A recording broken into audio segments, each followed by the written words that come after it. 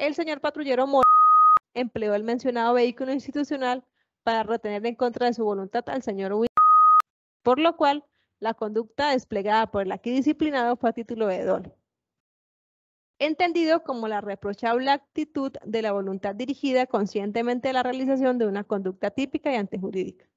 Cuando el hombre realiza voluntariamente un hecho es porque se lo representó previamente, así sea mediante una representación mental de fugaz duración, hallándolo adecuado a sus posibilidades.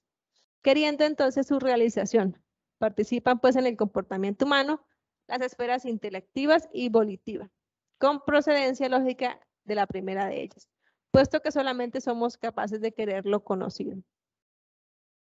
Teniendo claros los anteriores conceptos, el operador disciplinario considera que frente al cargo formulado el señor patrullero conocía plenamente que emplear un bien de la Policía Nacional que ha sido asignado para el desarrollo del servicio en la ejecución de actividades distintas que están marcadas por la ilegalidad, mismas que tenían como objetivo final el logro de un beneficio económico, es una conducta atentatoria de la norma disciplinaria Ley 1015/2006, lo cual se desprende del conjunto de pruebas allegadas como es la declaración del señor sargento mayor Carlos Arturo García Rincón y el señor intendente jefe Iván Enrique Vega Medina. Debo indicar, en primera medida, que da a entender el despacho disciplinario que el denunciante es lo que sería la fuente de la verdad pura e indebatible. En otros términos, básicamente, esta decisión acreditada convierte las manifestaciones del denunciante en palabra de Dios. Y ello es porque a criterio del jefe Codín, cuando intervenía la señorita subintendente Sandra en la lectura, escuché una frase que todavía resuena en mi cabeza y es la de que hay que creerle al 100% a la persona que presenta la denuncia porque, abro comillas, entrega información en detalle. Cierro comillas. Pero ¿en cuál detalle? Si ni siquiera pudo demostrar de dónde sacó los supuestos 120 millones de pesos. Pues, ¿cuál es ese detalle que dice el despacho que fue la información que punto por punto le habría suministrado el denunciante? Yo no sé, tal vez, y lo digo en el mayor de los respetos, yo me conecté, fue a otra audiencia y no a la de Win, porque yo nunca escuché a ese denunciante dar esa información en detalle que afirma haber escuchado el juez disciplinario. Por el contrario, podrá ver usted, señor inspector delegado, como segunda instancia, que el ciudadano que inicia la acción disciplinaria es un mentiroso compulsivo, que podría incluso pensarse que tendría problemas de tipo psiquiátrico, en tanto que se trataría de un evidente trastorno de comportamiento conocido como mitomanía. Y ello no es una apreciación equivocada ni ofensiva por parte del defensor, sino que es la pura y física verdad. El mitómano es alguien que busca con sus engaños una aceptación de los demás para compensar sus bajos niveles de autoestima que en este caso le produce la pobreza en la que vive. Y esta afirmación se da en el legítimo ejercicio de la facultad prevista en el artículo 211 del Código General del Proceso, según el cual, abro comillas, cualquiera de las partes podrá tachar el testimonio de las personas que se encuentren en circunstancias que afecten su credibilidad o imparcialidad en razón a sus antecedentes personales u otras causas. La tacha deberá formularse con expresión de las razones en que se funda, cierro comillas. Y eso es justamente lo que estoy haciendo.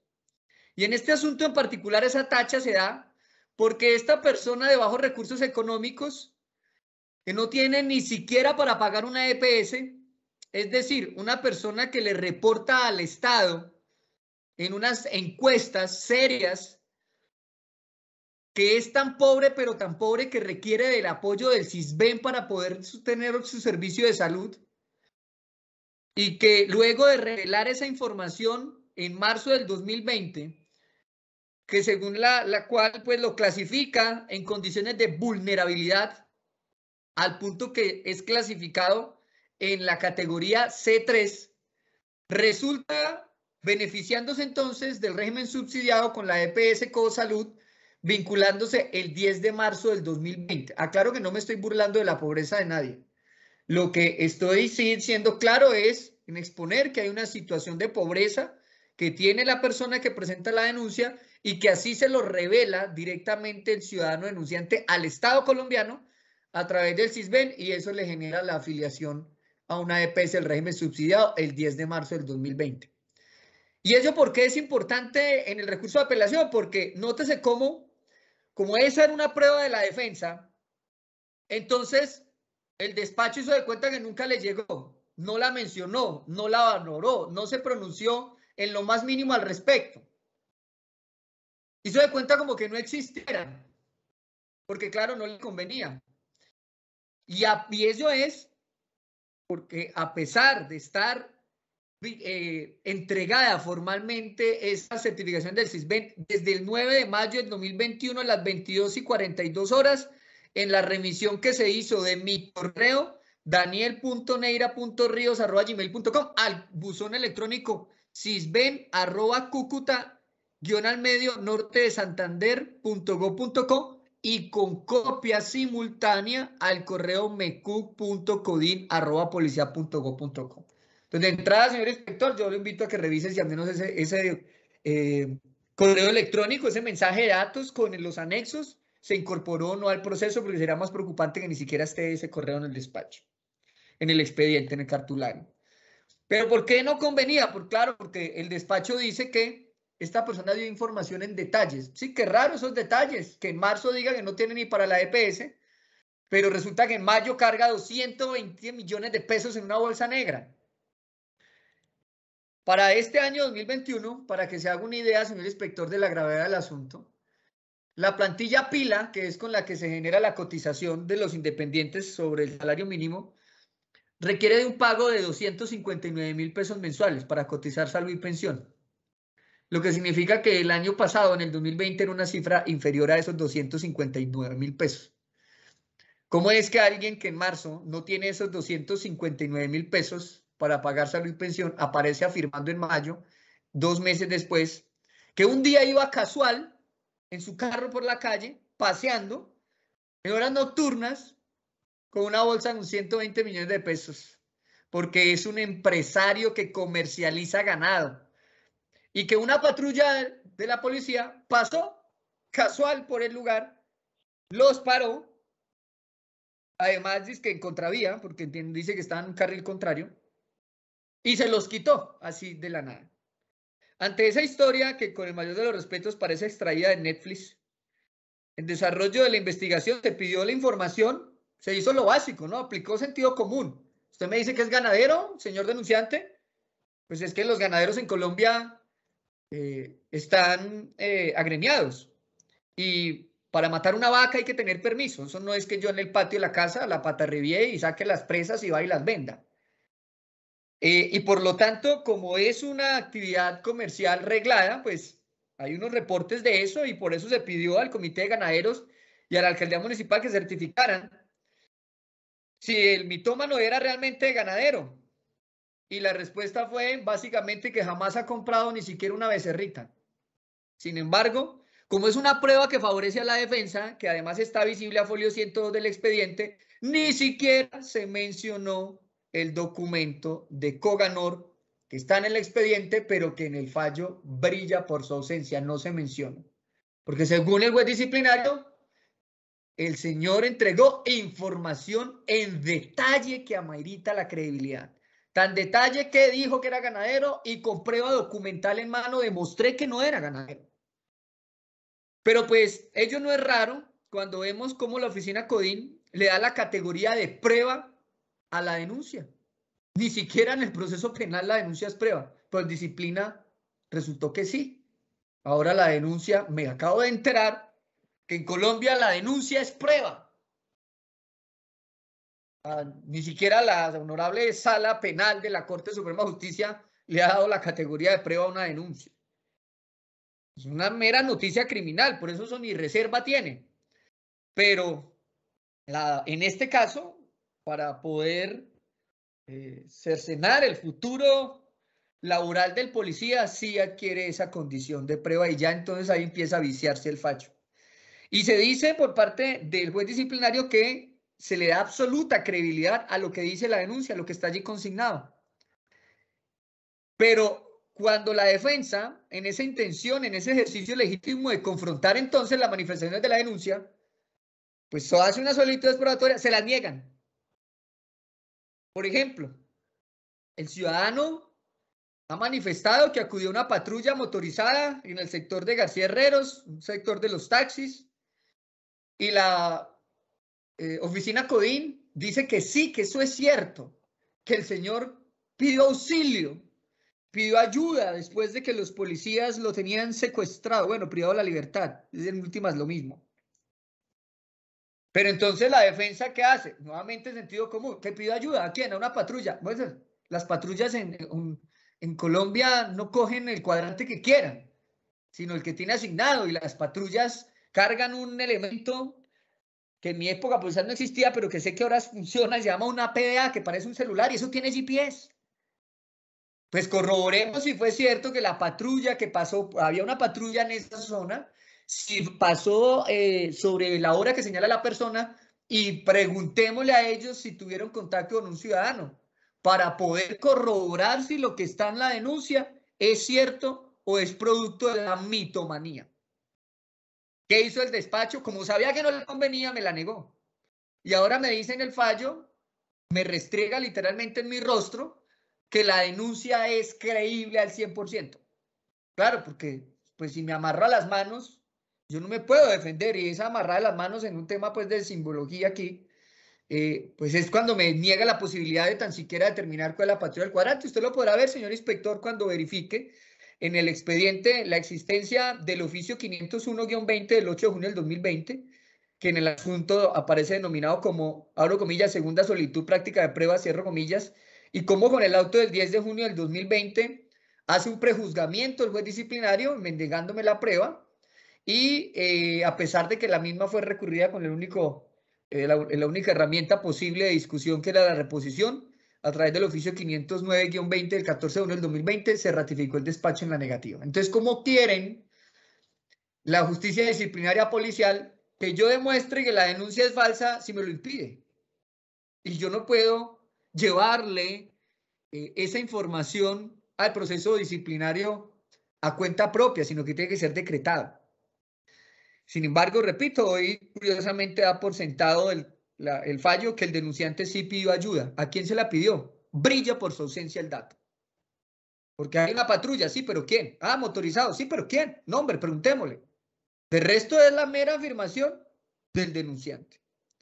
Es más, nótese, señor inspector, cómo el vehículo policial fue objeto de una exploración lofoscópica.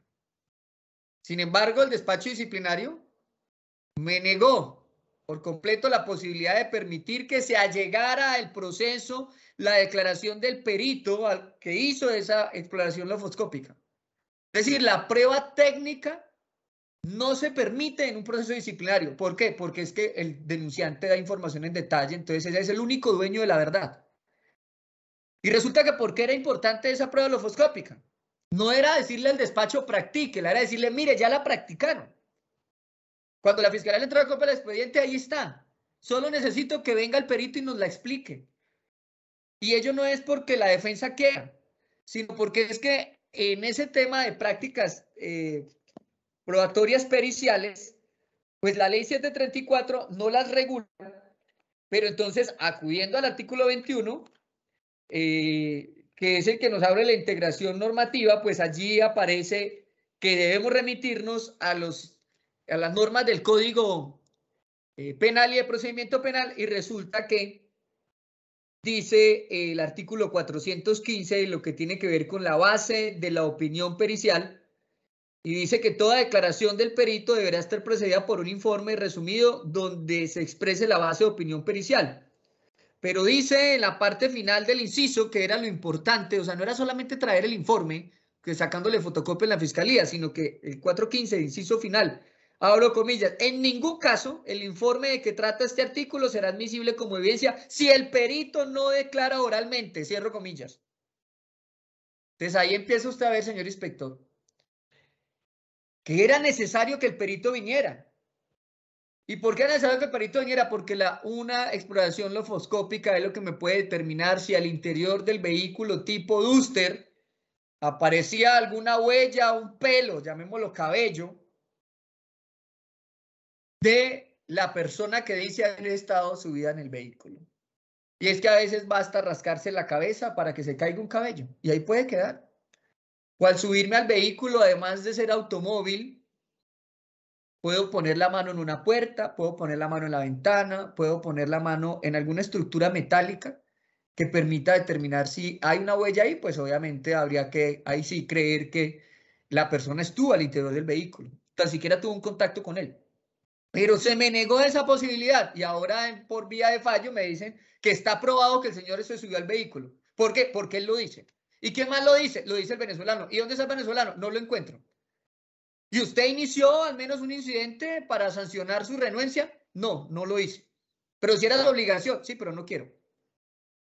En esa lógica de cómo se llevó el proceso, ¿y cuántas veces lo cito? No, el último mes del proceso.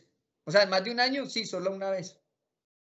Porque como se sabía que ese venezolano no serviría para sostener el caso y que por el contrario favorecería la defensa, los únicos datos disponibles eran que vivía en la misma casa, pero nunca le preguntaron algún otro dato de ubicación de algún familiar o algo por si la persona con el tiempo dejaba de vivir ahí. Y nótese cómo en las copias que llegan de la fiscalía aparecen unos audios que revelan la existencia de otros venezolanos que habrían tomado contacto con este venezolano inicial, con el señor Contreras, y que existiría este intercambio de notas de voz, es decir, de audios. Y cuando la defensa dice, mire, pidámosle, ya que me trae eso trasladado, pidamos los audios para determinar si en esos audios habla mi cliente, habla venezolano, qué se dicen, saber si esas otras personas pueden dar el dato, no, eso no. Si le sirve a la defensa, no lo decreto. Y es por eso que considero importante, señor inspector, que sea usted en segunda instancia el que antes de tomar una decisión de fondo practique las pruebas que se dejaron de practicar. Porque es una prueba pericial que es fundamental para mostrar que la persona nunca se subió. Aquí lo que estamos es frente a un relato de un denunciante con una amplia imaginación, tanto que el dinero solo existe en su cabeza. Y ello se demuestra cuando usted podrá ver la actitud, señor inspector, del declarante, que de hecho tuvo que ser objeto de un llamado de atención que le pedía al juez le hiciera, porque a pesar de su actitud hostil y evasiva, y al ver que se negaba a contestar, quien dirigía la audiencia nunca fue capaz de exhortarlo a contestar la verdad y me tocaba a mí pedir la intervención del titular del despacho. Y ello es porque, claro, una cosa es sentarse a redactar solito en la fiscalía una historia y otra cosa muy distinto someter la historia a la confrontación y además de manera oral sin saber qué va a preguntar la defensa. Y esa delusión podrá ver que es porque no hay cómo corroborar la preexistencia del dinero. No se optó por lo más elemental, que sería un simple extracto bancario que muestre que manejaba esa cantidad. El despacho, además, sabe, aunque no lo reconozca, que la historia de la existencia de 120 millones de pesos es una vil mentira, pero a pesar de ello expresa que le cree al ciudadano, no en cuanto al hurto, pero sí que da por cierto que el ciudadano fue subido a la patrulla por cerca de una hora y que lo pasearon por la ciudad, por lo que considera probado el cargo de incurrir en una conducta penal, más exactamente en la privación ilegal de la libertad. Pero ¿de dónde llega el despacho esa conclusión? Yo no lo sé, ni siquiera escuchando el fallo por cerca de 2 horas largas. Porque claro, me muestro unos videos donde se ve que hay una Duster. Ah, sí, una de cientos de Duster que tiene la policía. Que haya una Duster institucional, es decir, un carro Renault Duster con logos institucionales recorriendo las principales calles de una ciudad no es un misterio. Pero surge el interrogante que espero el señor inspector me conteste al momento de emitir el fallo de segunda instancia.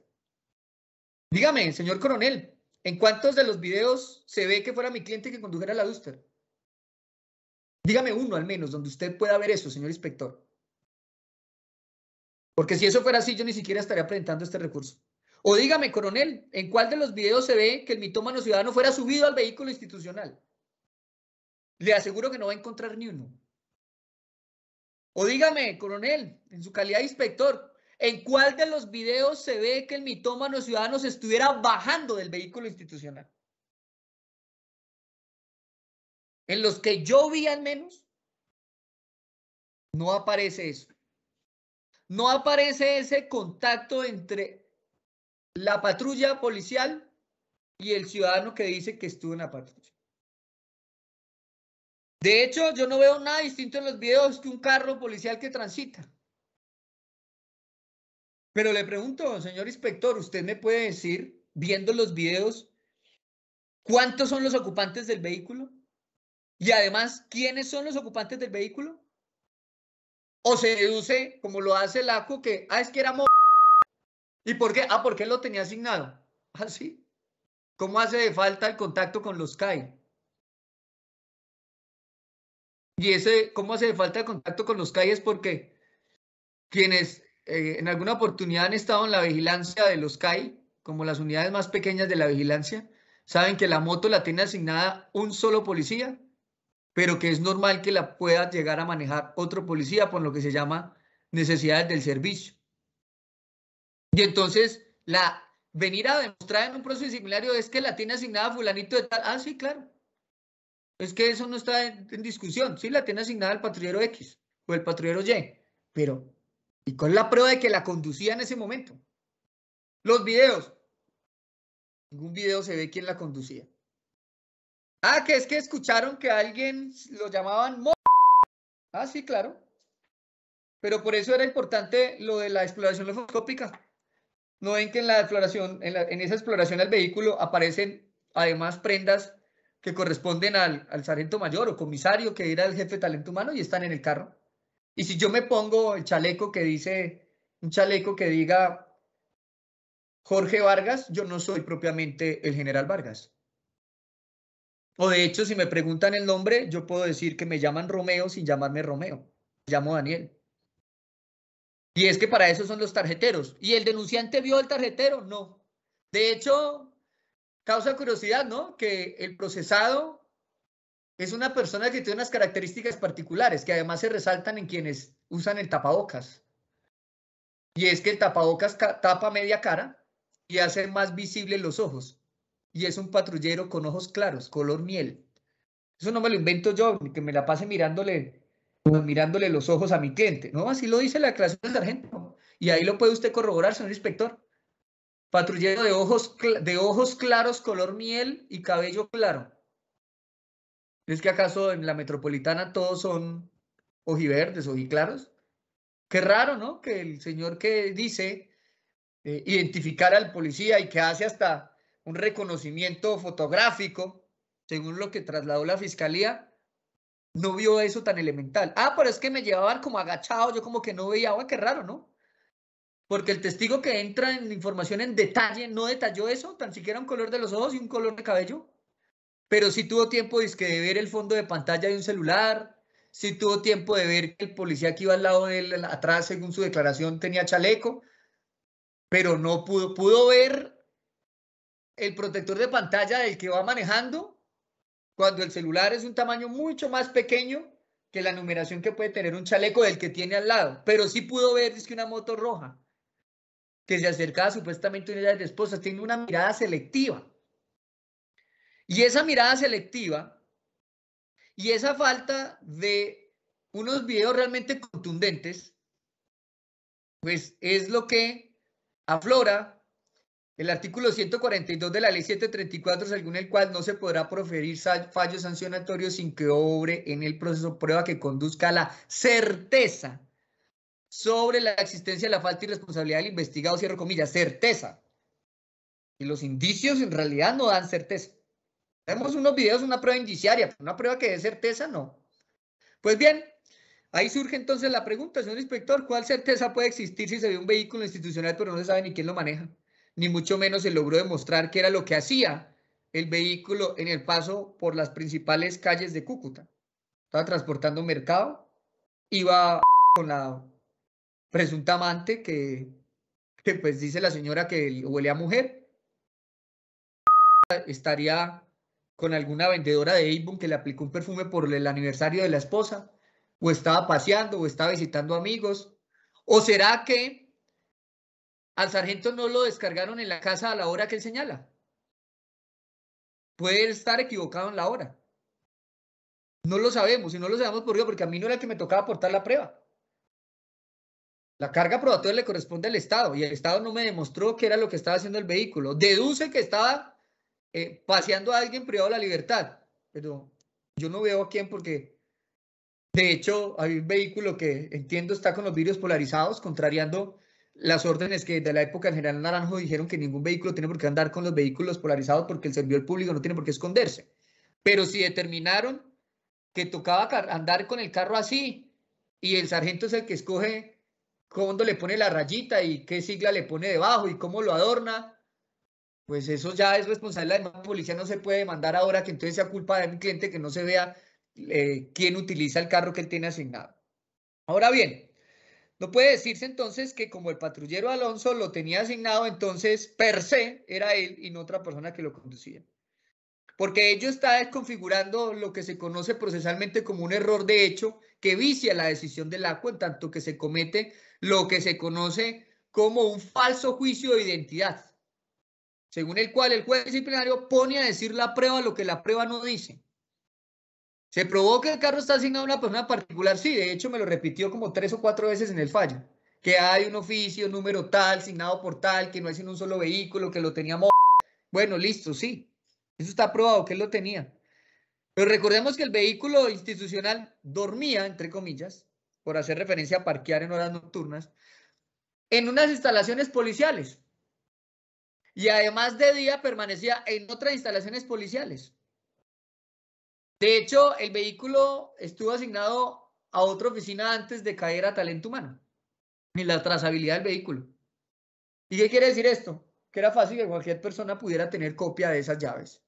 Que era fácil que si se dejan las llaves en la guardia por si hay que mover el vehículo en caso de una emergencia como un incendio, terremoto o similares, pues alguien pueda sacarlo y utilizarlo.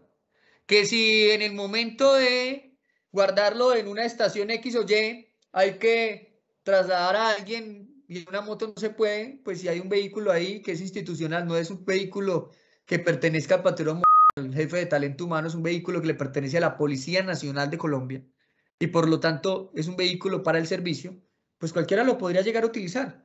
Esto no es una idea traída a los cabellos, sino que el jefe de mi cliente es un comisario al que además tocaba hacer la ruta, dejarlo en la casa, atravesando toda la ciudad.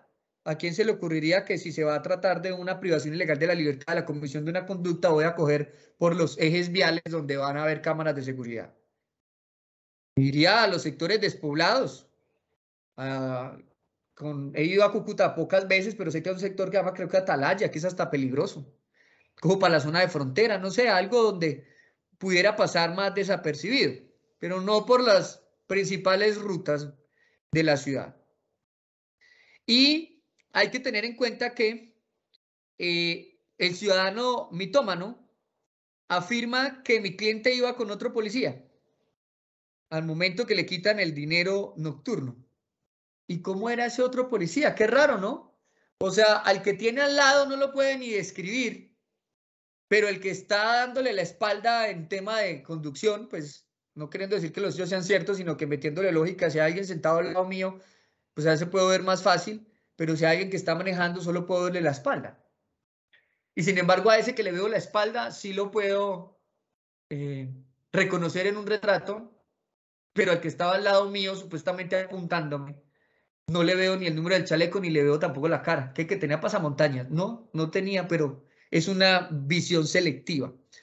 ¿Quién es ese otro policía? Si se supone que mi cliente andaba solo, ¿no? Pues se supone que es un conductor. ¿No será más bien que la Duster entonces pudo haber sido cogida por dos uniformados diferentes que la sacaron sin permiso de quien la tenía asignada?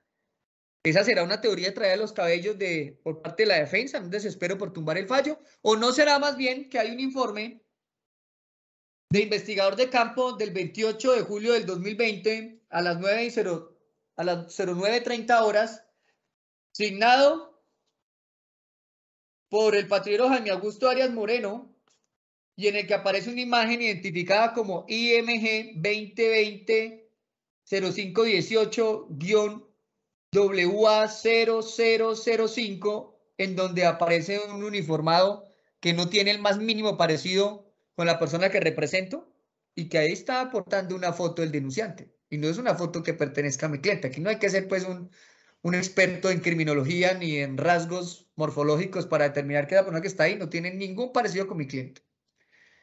¿Y eso entonces qué puede significar? Que había alguien que pudo haber utilizado la patrulla y que fingieron que se trataba del uniformado que representa. ¿Cómo se llama ese policía de la foto? No sé, el despacho no hizo nada para determinar de quién se trataba, porque yo pedí que viniera Jaime Augusto Arias Moreno a que nos sustentara ese informe y el despacho me negó esa posibilidad.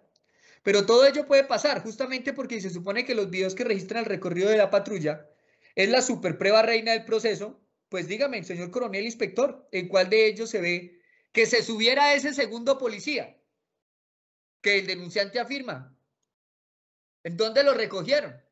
Es que los videos ni siquiera muestran a qué horas fue que realmente se baja el sargento entonces y se sube ese presunto segundo policía además con chaleco. Si se hubiera hecho una investigación con menos afán, hay 5 años para la acción disciplinaria, pero con año y medio ya estamos a fallo. ¿Y por qué no determinar de quién era ese chaleco? Si es que los de la oficina no utilizan chaleco, entonces quiere decir que pudo haber sido es personal de la vigilancia la que estuvo utilizando la patrulla. Pero pues eso no me correspondería investigarlo bien porque yo no soy el que preside la investigación. Ahora, ¿en cuál de los videos se evidencia ese contacto con la supuesta moto roja que llegaba a pasar unas llaves de esposa? ¿No? Ninguno. Pero sin embargo, causa curiosidad que el despacho dice que el denunciante se refirió siempre en detalle, pero sus detalles no tienen ese soporte probatorio. ¿Y qué tipo de moto era? No fue capaz de decirlo tampoco el denunciante, que todo lo da en detalle. Y entonces, ese que habla de que todo fue en detalle, que se refiere al uso de unas esposas, pues se controvierte con una prueba documental, que es un documento público además. Recibe esa manifestación del denunciante un golpe duro y contundente, y es el que le propina el oficio número 05197, 051197, Foucault, Gufut 3.1 del 1 de julio del 2020, que no recolectó el despacho por iniciativa propia, porque la defensa, aplicando sentido común, dice que le puso esposas. Venga, el patrullero tenía esposas, lo básico, ¿no? ¿Y qué contesta el teniente Camilo Martínez Forero en calidad de jefe del Grupo Fuerza Disponible? Que a mi cliente jamás le han asignado esposas. Claro, porque es conductor de la Pana Mayor. ¿A quién le va a poner las esposas? ¿A la esposa en horas nocturnas con fines alejados del servicio? ¿O va a esposar al comandante mientras lo lleva a la casa? Eso no tiene lógica. Por eso es que no le asignan esposas. Y por lo tanto, pues resta credibilidad a esa manifestación del uso de esposas. Porque mi cliente ni siquiera tenía. Ah, que pudo haber sido entonces las esposas las del otro uniformado. ¿Ah, sí? Y si el otro uniformado pudiera ser de la vigilancia y estaba con unas esposas y estaba en una actividad ajena al servicio, pues miremos en el libro del Armerillo. ¿Quién entregó las esposas tarde ese día? Señor inspector, esa iniciativa probatoria brilló por su ausencia en este proceso. Y es lo que usted puede hacer en sus facultades de segunda instancia. Verifiquemos, ¿no? Y averiguamos si existe un segundo policía. Y si ese segundo policía luego de estar identificado porque entregó la esposa tarde o porque dejó abandonado un cuadrante X o Y para irse supuestamente a perder la libertad de alguien a robarse 120 millones de pesos imaginario, pues podría llegarse a determinar si esa persona tenía un compañero de patrulla y si de pronto esas personas fueron las que utilizaron el carro. Eso era lo que tocaba hacer en este proceso. Y no un tema de deduciditis. Ante esa situación de que en todo caso es un vehículo asignado a mi cliente, se ha dicho que le asistía o configuró mejor una falta que es la de usar los bienes en beneficio propio y la de darles un uso diferente. ¿Cuál es la diferencia, coronel, entre un beneficio propio y darle un uso diferente? No es lo mismo. ¿O es que el beneficio, el usarlo para algo diferente no es propiamente un beneficio propio? Si yo me voy a hacer mercado en la patrulla, ¿no es un uso diferente, un beneficio propio? Ahí lo que estamos es metiendo la mayor cantidad de literales posible, afectando el principio de no dos veces por lo mismo, haciendo más gravosa la situación de mi cliente. Ahora, si ese uso o ese beneficio propio es privar de la libertad a alguien, como se endilga en el catálogo de faltas gravísimas, pues considero que ello no es cierto porque esa privación de la libertad no está demostrada.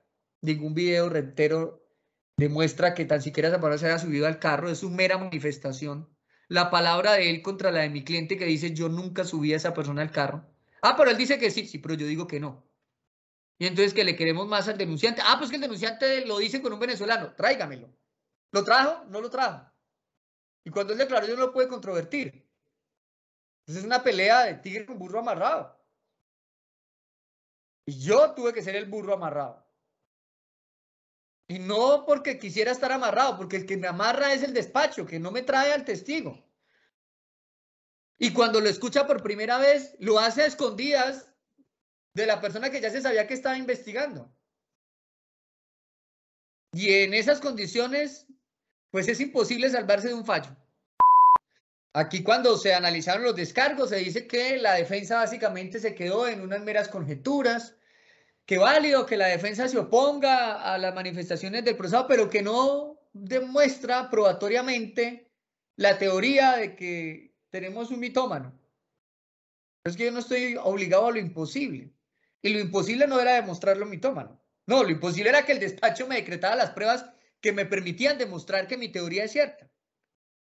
Y por eso podrá ver usted, señor inspector, que yo le dejé constancia, además en audio, de que ya le había remitido al despacho una certificación de la Junta Central de Contadores que demuestra que el contador que le firma los soportes que el denunciante presenta a la fiscalía es una tarjeta profesional que pertenece a una persona diferente. Y me comprometí en una de mis intervenciones a entregar el documento, pero para que no pudieran negar que lo recibieron y lo incorporaban al expediente antes de que la audiencia se cerrara, interrumpía al señor juez y decirle, señor inspector, señor jefe Codín, le acabo de entregar formalmente en su correo electrónico la certificación a la que me refería. Y dígame, señor coronel, si tan siquiera el ACUO mencionó la existencia de ese certificado. Es como si la defensa, lo digo con el mayor respeto, le hablar una pared, o sea, nunca voy a tener respuesta. Porque ni siquiera los documentos que yo aporto son merecedores de una manifestación al menos de rechazo. Lo del CISBEN, como si fuera letra muerta, como si no existiera. Lo de la certificación, tampoco. ¿Por qué? Porque le conviene a la defensa, aquí la intención es echar sí o sí. Y entonces, señor inspector, ahí va a ver usted con ese certificado que cuando yo pido que esas pruebas trasladadas, que venga la contadora y me explique por qué firma con una tarjeta de otra persona, pues el despacho sabe que ahí vamos a mostrar el nivel de mitomanía y de gravedad del montaje que desde un primer momento he dicho, esto es un montaje, y lo he demostrado hasta con documentos. Me tomo la molestia de recolectar ese certificado que hasta como 30.000 me costó. Porque no lo dan gratis, eso no es como descargar antecedentes de la Procuraduría que le da gratis el certificado, no, este toca pagarlo. El de los abogados es gratis, pero el de los contadores extrañamente en Colombia lo cobran. Y lo aporto y digo, mire que esto es grave, si es un montaje, tanto que los contadores firman con tarjeta de otro. Pero ello no logró calar en el despacho, porque para el despacho el denunciante da las informaciones en detalle y es 100% verá su manifestación.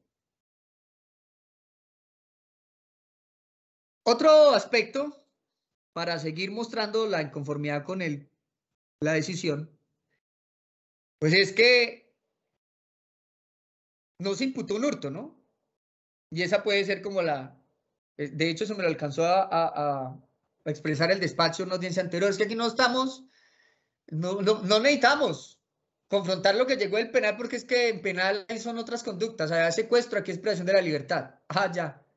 Señor inspector, ¿y acaso el secuestro y la privación ilegal de la libertad en última no es una restricción de la locomoción? Llámelo como lo llame. Pero basado en meramente la tipificación, el despacho me negó la prueba. Usted podrá ver que la negación de la prueba no es porque no sea pertinente, sino la negativa de la prueba que demostraría la inocencia y demostraría la hipótesis de montaje, se negó fue por el nombre. O sea, que si aquí lo llaman privación ilegal de la libertad, allá tienen que llamarlo igual. Si no llaman igual, no sirve. Aunque sea el mismo sujeto. Y aunque sea el mismo día, los mismos horas, todo, no, pero si allá lo llamaron diferente. No. Ah, que es que allá es un hurto. Y aquí nosotros no estamos investigando hurto, claro, no están investigando hurto, pero se supone que la privación de la libertad era para cometer el hurto, según el denunciante. Entonces hay que demostrar, venga, y usted realmente tiene que robarle menos para poder pensar que es cierto que usted es tan importante y carga tanta plata que hay que privar la libertad para hurtarlo. Lo uno tumba lo otro. Pero, pues no pude demostrar ello porque el despacho me lo impidió. Y aquí era importante mostrar que no había ni que robarle al señor porque hay un principio del derecho que dice que lo accesorio corre la suerte de la principal. Pues si no se muestra un hurto, no hay una preexistencia del dinero, mucho menos una privación de la libertad para robarse lo que no existe. Y esto es porque el único testigo presencial de los hechos que vivía con el denunciante y que el despacho menciona como la corroboración que respalda al denunciante, pues es un tipo que no aparece. Y su testimonio no puede tenerse en cuenta no solo por la falta del ejercicio de contradicción probatoria que reclamo y que exijo a la segunda instancia me garantice. Si ustedes me van a usar, señores Policía Nacional, si ustedes me van a decir que mi cliente tiene que irse echado por la declaración de Contreras, permítame tan siquiera verle la cara a Contreras. Como dijo la canción, ¿y cómo es él? Dígame, señor inspector, ¿usted le ha visto la cara? Revise la actuación y me dice si usted le ha visto la cara. ¿Y por qué le pregunto si le ha visto la cara? Porque es que el lenguaje no verbal hace parte del testimonio. Y yo no tuve la oportunidad ni siquiera de ver si esa persona realmente existe, si está viva. Aquí tenemos un caso de un contador que firma con la tarjeta de otro. No podemos tener un caso de un señor que se diga llamar Luis Contreras y esté declarando con una cédula de otro venezolano. No me consta que esa persona sea esa misma. Y cuando pido tráigamela, no me la traen. Y por eso es que considero que no se puede tener en cuenta esa declaración. Más cuando quien afecta la credibilidad del venezolano Luis Contreras es el propio denunciante.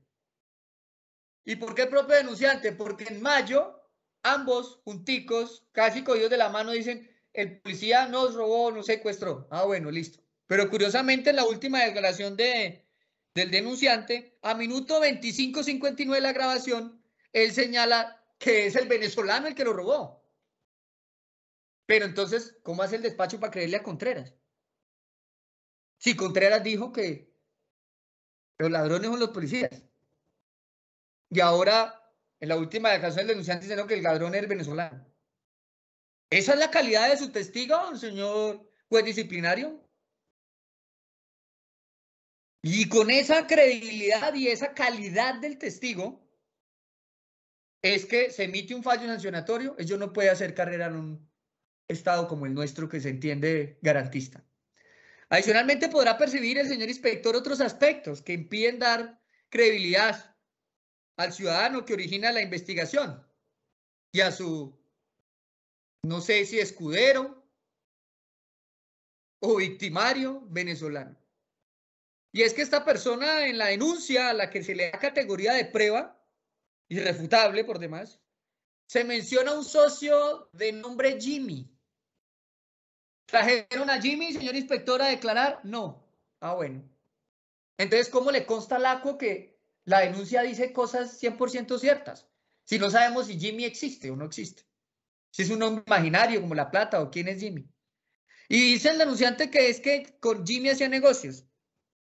Ah, sí, negocios de 120 millones de pesos.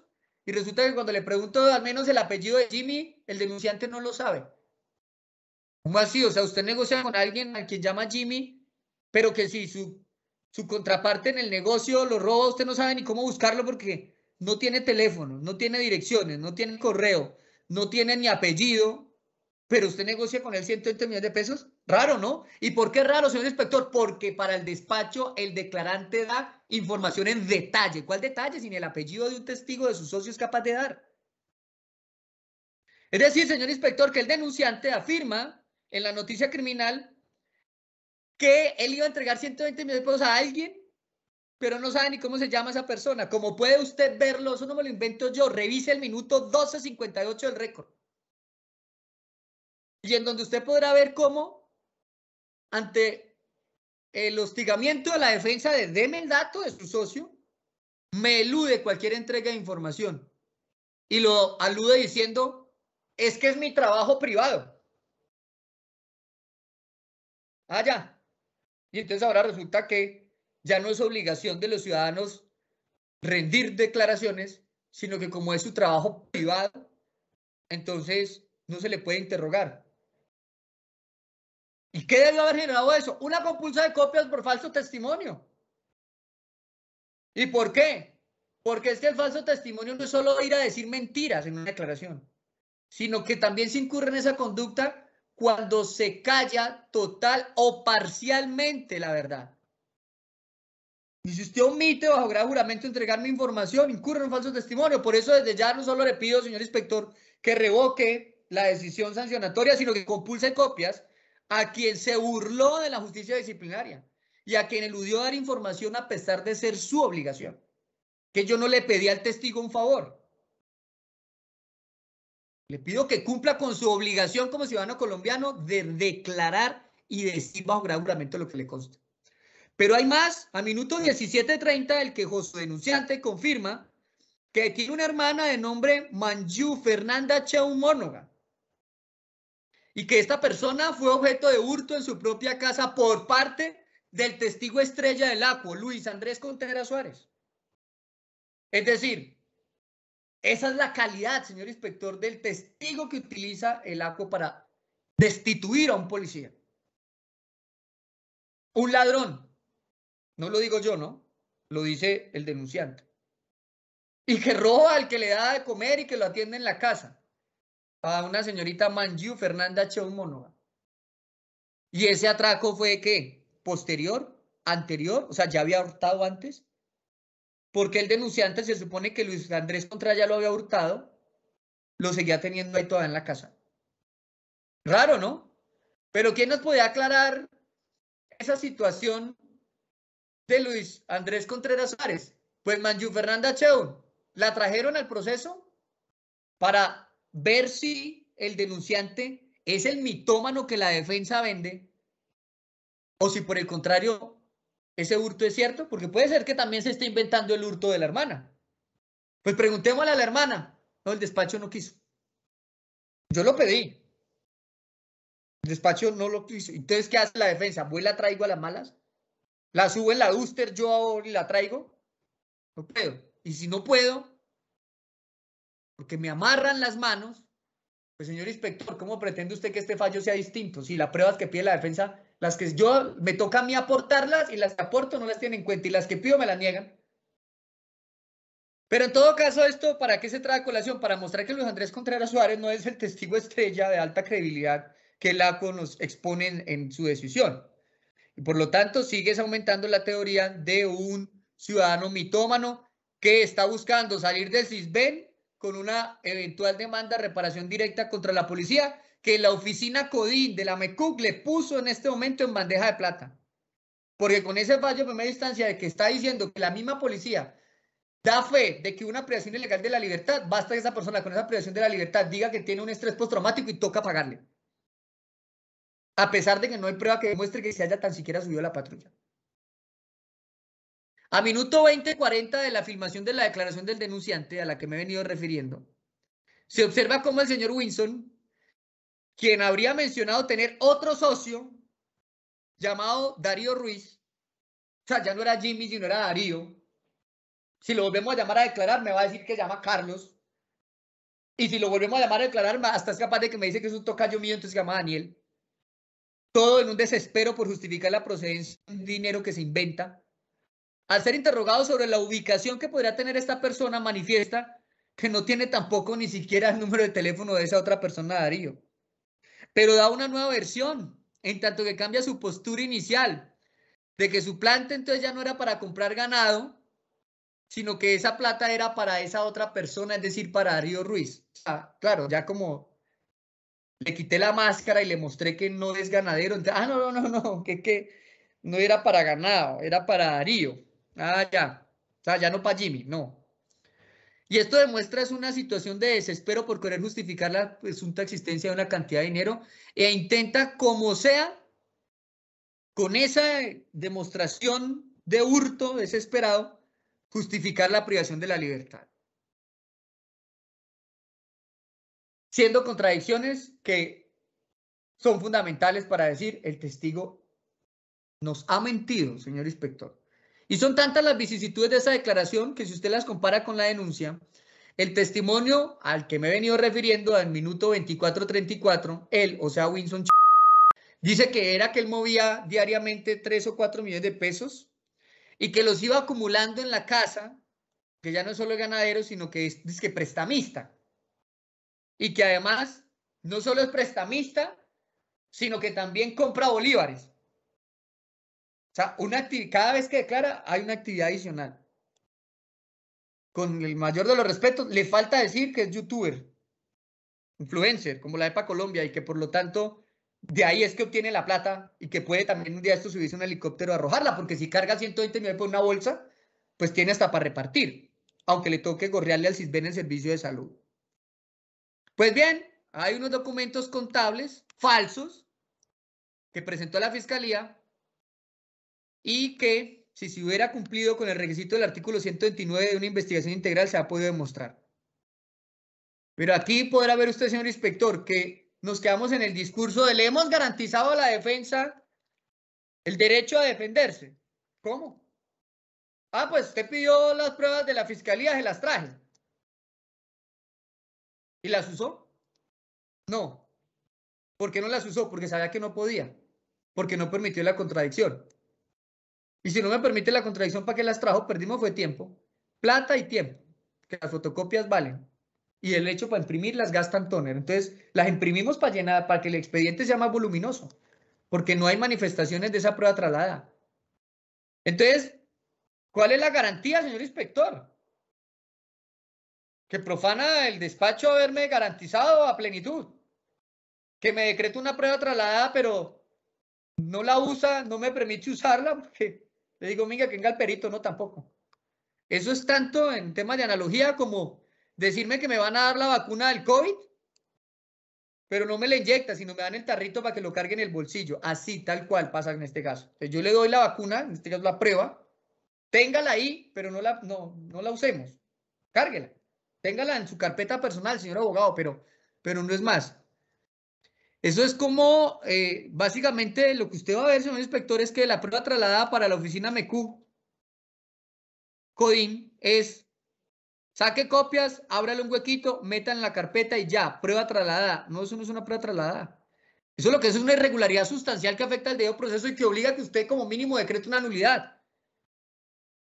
¿Y por qué? No porque yo lo diga, no por dilatar el proceso, sino porque le reiteré hasta la saciedad al acuo que así lo ordena, no es si se quiere, así lo ordena el legislador. Principio de legalidad. Y además debido proceso porque es la reglamentación que trae el sistema procesal colombiano. Reiteré, lo leí hasta entre comillas el artículo 174 de la ley 1564 del 2012, donde dice que si donde se practicó la prueba, es decir, el penal, no se ha ejercido la controversia, se debe garantizar en el proceso de destino. ¿Cuál es el disciplinario?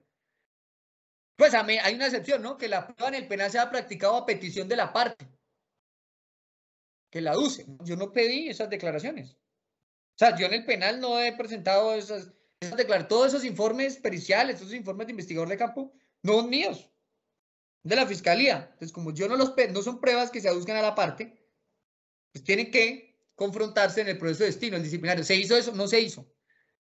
¿La defensa convalidó? No. La defensa insistió.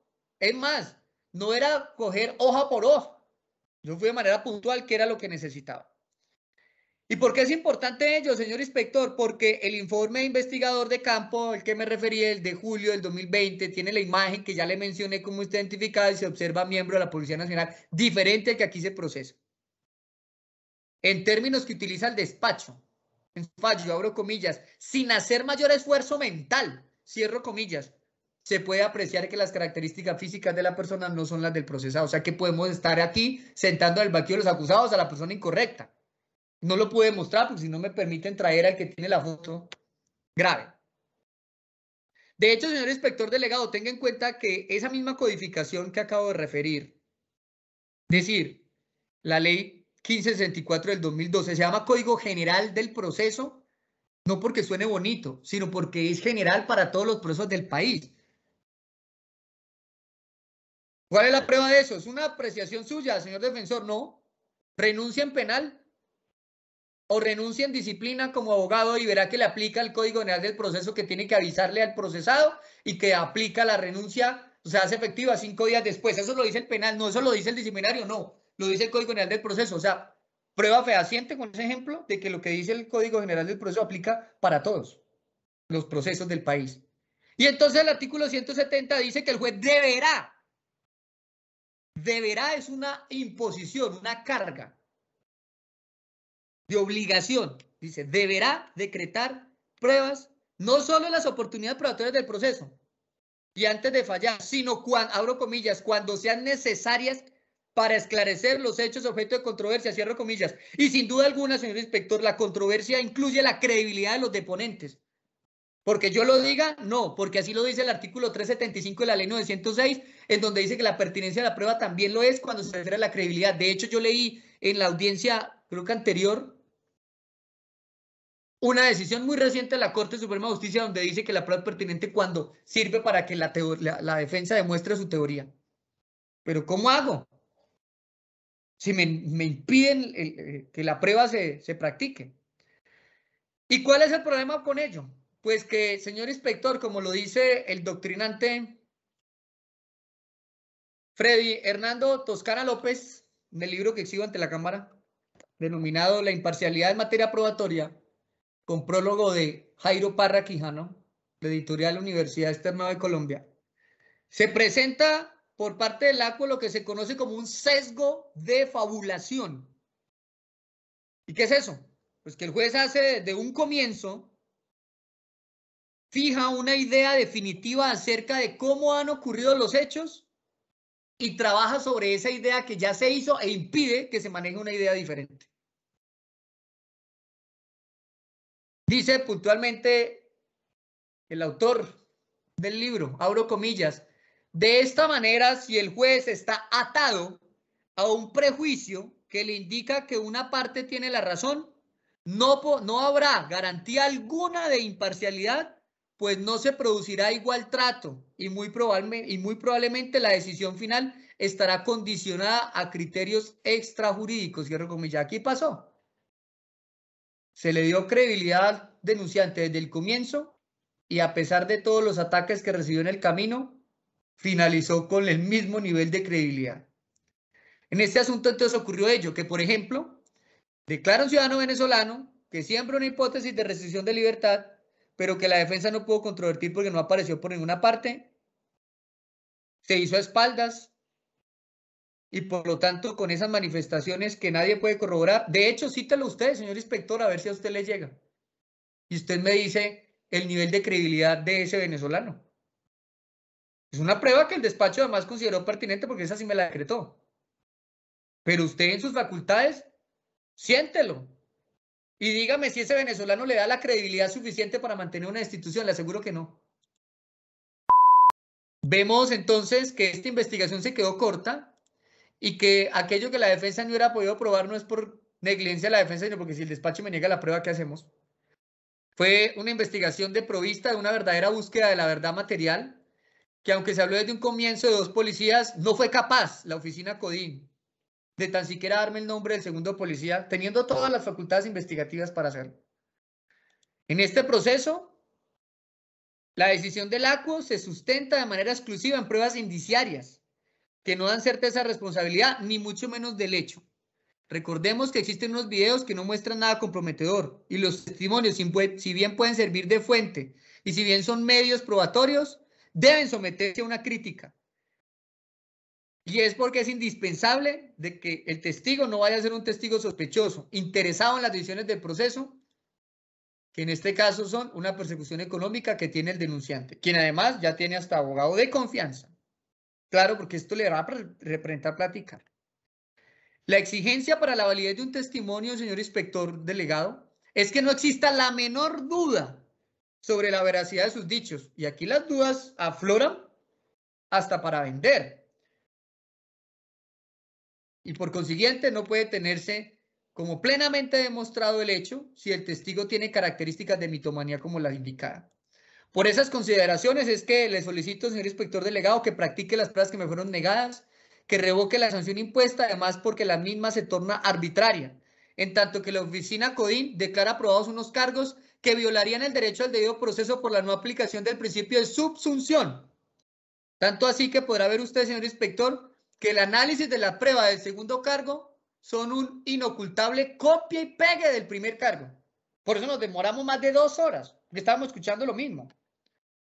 Le pregunto, señor coronel, dígame cuál es la diferencia del análisis de la esposa del procesado en el primer cargo frente al análisis de esa prueba como segundo cargo.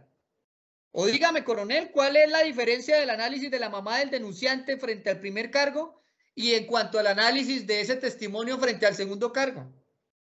O dígame, coronel, cuál es la diferencia entre el análisis de los videos de la cámara de seguridad del primer cargo con respecto al análisis probatorio frente al segundo cargo.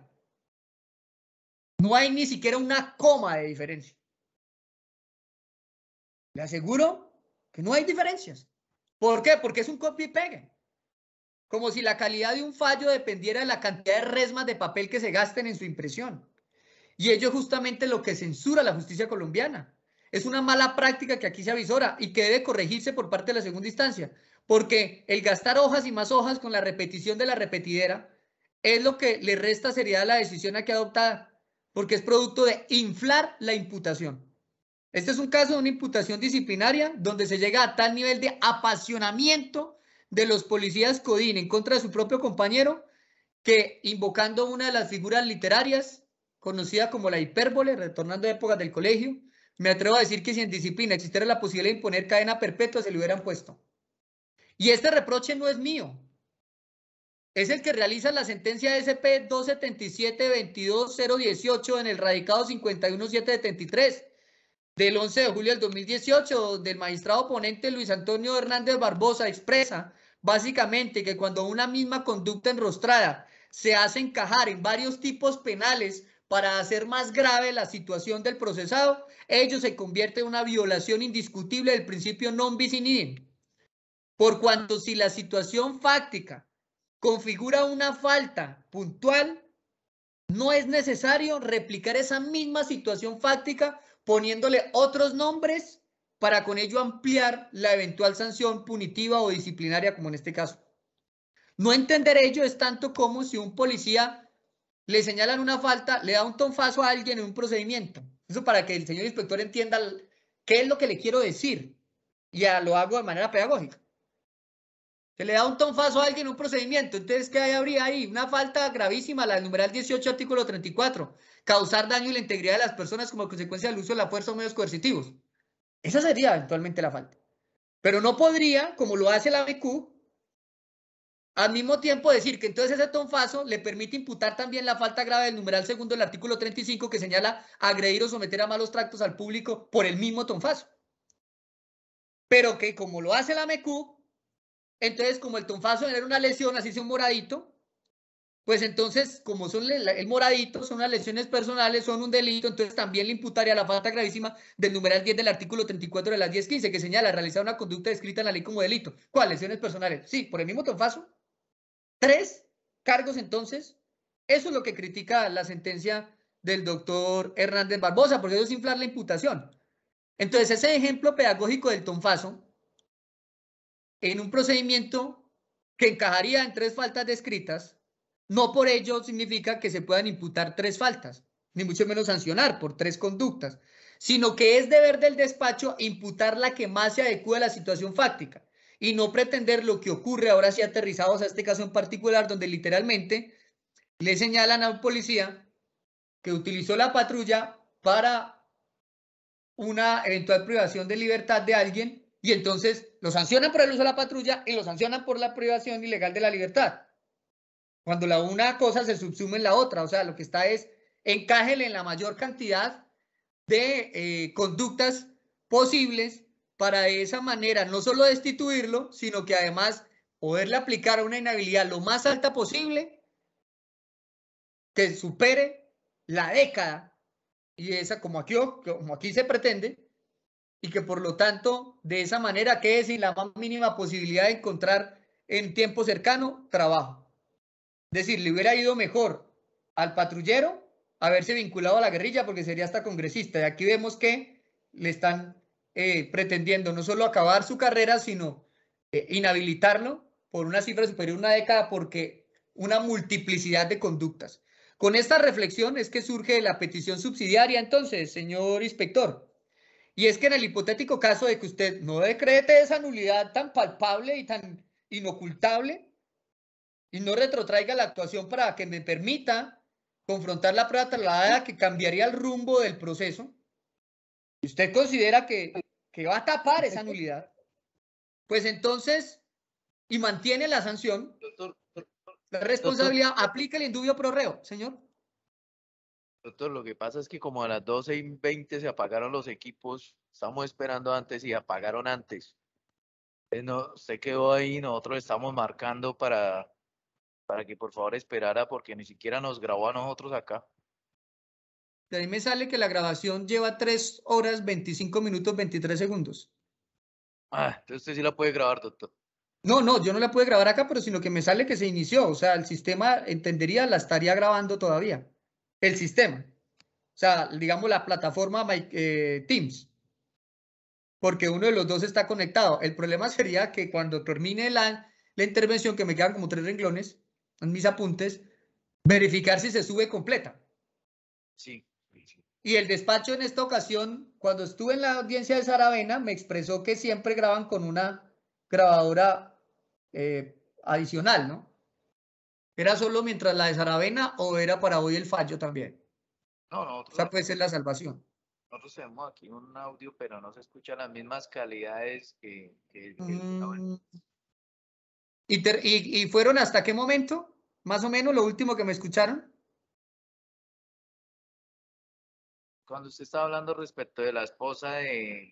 En el mismo sentido, pues no puede decirse que se tiene una patrulla, se le da un uso diferente y que ese uso diferente encaja a la vez en un uso de beneficio propio, pero que el beneficio propio era el secuestro o privación ilegal de la libertad. Entonces metámosle 3 correazos, o sea, tres faltas diferentes. Cuando la una serían últimas parte de la otra. Tanto como darle 3 puñaladas a alguien, una de esas en el corazón, pero entonces imputarle lesiones personales porque las otras 2 fue en el brazo y el homicidio también porque hubo una en el corazón. No, ahí hay una imputación por homicidio. Las 2 que tienen el brazo no entran a ser conductas sancionables de manera independiente, hacen parte de un conjunto. Esa explicación lógica es la que hace que a manera de petición subsidiaria, pues la inspección analice si en caso de mantener esa postura de que hay que declarar responsablemente al policía, pues entonces al menos subsuma unas conductas en otras, haga ese ajuste de legalidad en la actuación y de esa manera tan siquiera reduzca la inhabilidad a imponer, ¿no?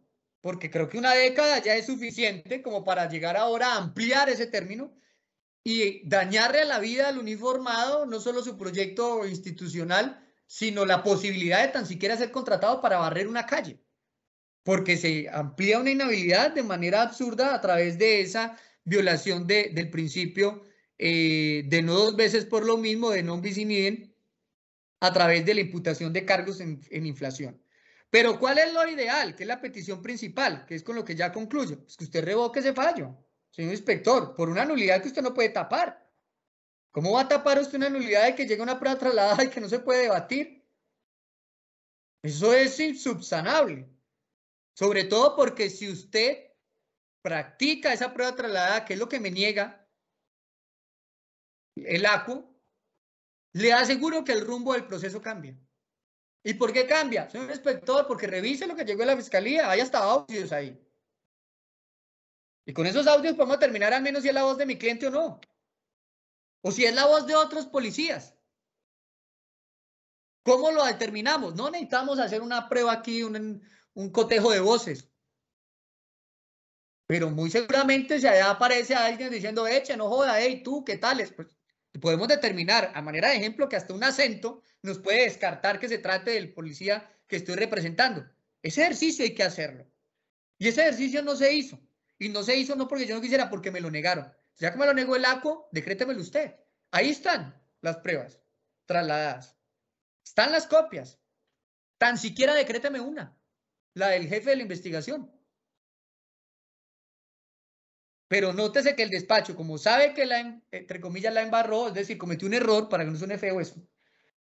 Por eso es que no se refirió a la prueba trasladada, porque sabe que no puede, porque faltó la controversia. Garantícemelo usted, señor inspector. Si usted considera, al final, tenemos tiempo, son 5 años. Si determinada esa controversia se llega a la misma conclusión de que el patrullero es responsable, al menos tendrá usted la satisfacción ética y profesional de que le brindó todas las herramientas al policía para que se defendiera. Pero no haga lo que aquí ha ocurrido. No lo destituya sin darle la opción real de defenderse. Que la opción real de defenderse no era sacar copias y anexarla al proceso. Era permitir la controversia, permítamela. De esa garantía. Actúe no como oficial con funciones, oficial con atribuciones disciplinarias, sino actúe con ese término que a mí tanto me gusta, el de juez disciplinario. Porque cuando lo llamo juez disciplinario lo hago pensar en que usted en sus manos tiene el futuro, no solo de un patrullero, sino de la familia del patrullero, de un niño que se queda sin alimentos, sin con qué comer por una decisión como la de hoy. Y entonces, pero él se lo pudo haber buscado, ¿no? Alguien podría pensar, porque pues si se porta bien no lo investiga. No, no. Es que permítame demostrar que él sí se portó bien, pero viene siendo objeto de un montaje. Permítame demostrar el montaje. Esa es la petición que le hago, señor inspector, que me garantice el derecho a la defensa en debida forma, no en discurso, en la práctica. Y que de esa manera, practicada las pruebas, usted podrá llegar a la conclusión que lo mejor que puede pasar es revocar el fallo por aplicación del principio de indubio pro reo, que es mi petición. Si usted niega esas solicitudes que le estoy haciendo, al menos haga los ajustes de legalidad que reduzcan la inhabilidad impuesta como petición de tipo subsidiario. Es decir, haga menos gravoso, menos peligrosista el fallo que aquí se ha emitido. Esa es la manifestación que realizo al respecto. Al menos, señor inspector, haga usted el pronunciamiento que nunca me llegó. Genéreme ese fetiche procesal. Dígame que al menos la prueba que yo presenté, la del CISBEN, sirve para algo. Así sea, critíquemela. Critíquemela. Dígame que no sirve para nada, pero dígamelo al menos. Y no que parezca que yo paso un documento para que se anexe el huequito y se meta la carpeta. Se haga un huequito y se meta la carpeta. Dígame también usted qué opina, inspector, del documento de la tarjeta profesional. Si no me quiere permitir la controversia, compare esa tarjeta profesional del certificado, el nombre que ahí sale con la de los documentos que aportó el denunciante y dígame si eso merece credibilidad. Dígame al menos que no le sirve, pero dígame algo. Haga ese trabajo que yo esperaba que hiciera en la primera instancia, que se pronuncie al menos sobre las pruebas que yo aporté. Esa es mi intervención en sede de impugnación por vía de alzada, señor capitán. Considero que he mostrado los motivos de disenso con su decisión. He dicho de cuáles normas y considero que se ha apartado. He invocado jurisprudencia que respalda mis manifestaciones y he mostrado la trascendencia de la no práctica probatoria que pedí, por lo que considero que el recurso está sustentado en debida forma y no existiría posibilidad distinta que tramitarlo ante su superior jerárquico. Muchas gracias. Muchas gracias, doctor. No siendo otro el objeto de la presente, se termina y se firman por los que en ella intervinieron. Una vez leída y aprobada, siendo las 12 horas y 47 minutos del día 30 de noviembre de 2021, se da constancia que esta audiencia ha sido grabada en audio y de la misma se incorporará al expediente electrónico. Asimismo, se procede a dar trámite correspondiente a la inspección delegada Región de Policía número 5 para que resuelva el recurso de apelación presentado por el doctor Daniel Giovanni Neira Ríos ¿Quién es el abogado defensor del señor patrullero